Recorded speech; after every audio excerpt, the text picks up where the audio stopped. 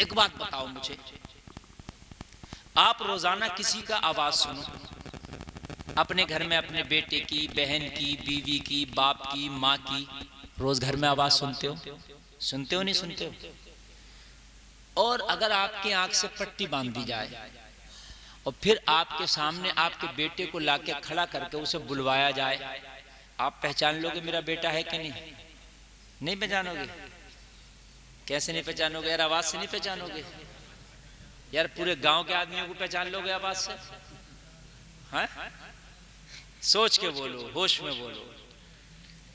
एक नाबीना आदमी गांव में होता, नाबीना, मगर पूरे गांव के आदमियों को आवाज सुनकर बताता ये लड्डन साहब बोल रहे हैं, ये फला साहब बोल रहे हैं, ये फला साहब बोल रहे हैं, ये फला साहब बोल रहे हैं, इसलिए कि उसको कान से पता चल जाता सुन के।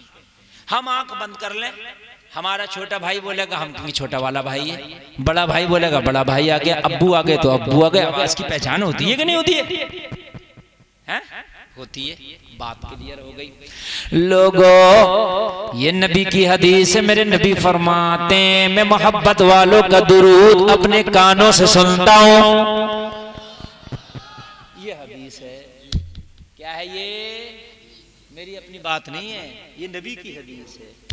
नबी ने फरमाया जिसने रस्मी तौर पर, रस्मी होता है ऐसे ही काम चलाओ, दिखावे के तौर पर अगर मुझ पर दुरूद पड़ा तो नबी फरमाते वो दुरूद भी मेरी बारगाह में पेश किया जाता, रास्ते में वो भी नहीं जाता, मगर फर्क है उसे फरिश्ते पेश करते हैं। आका उदयपुर के फला बंदे ने शादी के जलसे में शानू भाई के यहाँ पर तेरे नबी पे दुरूद पड़ा। ये कौन पेश करते हैं? फरिश्ते। जोर से बोलिए, फरिश्ते।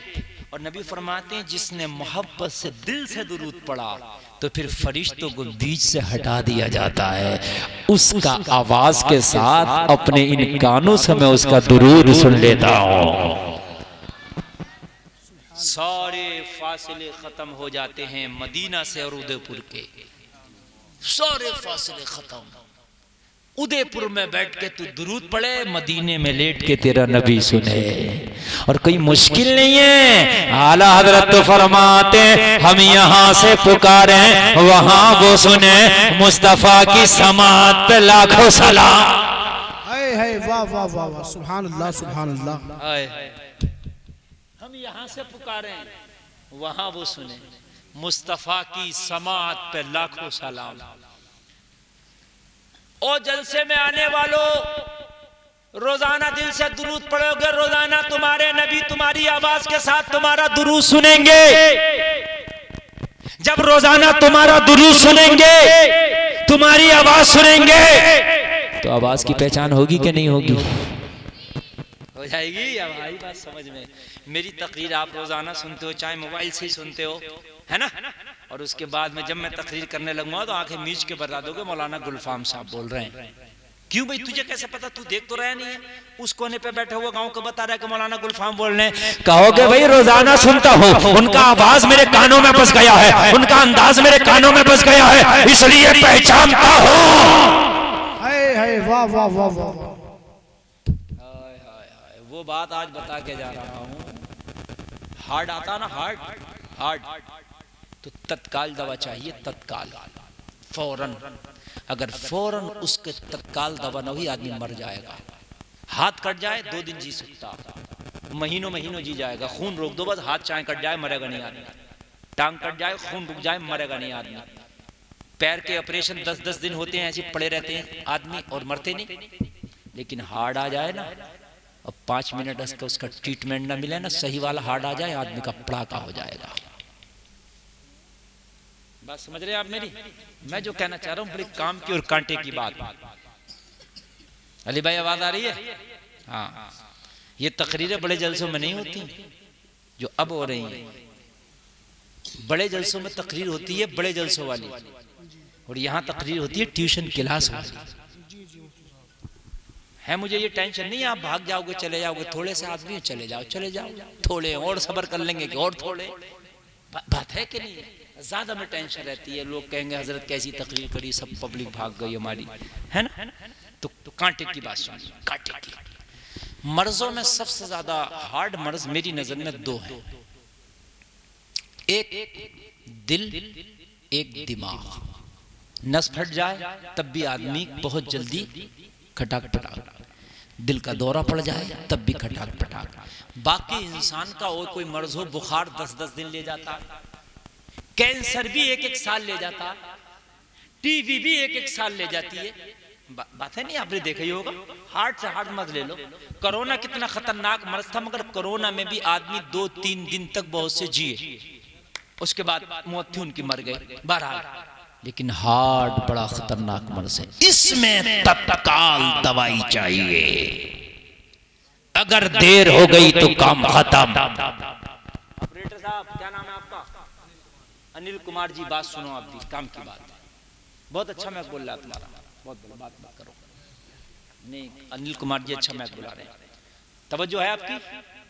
मरने के बाद जो सबसे खतरनाक मर्ज होगा, सबसे खतरनाक मरने के बाद जो अटैक पड़ेगा, इमरान भाई तवज्जो करो। दुनिया में 2 अटैक मैंने बताए, एक दिमाग की नस फटना और एक दिल का अटैक।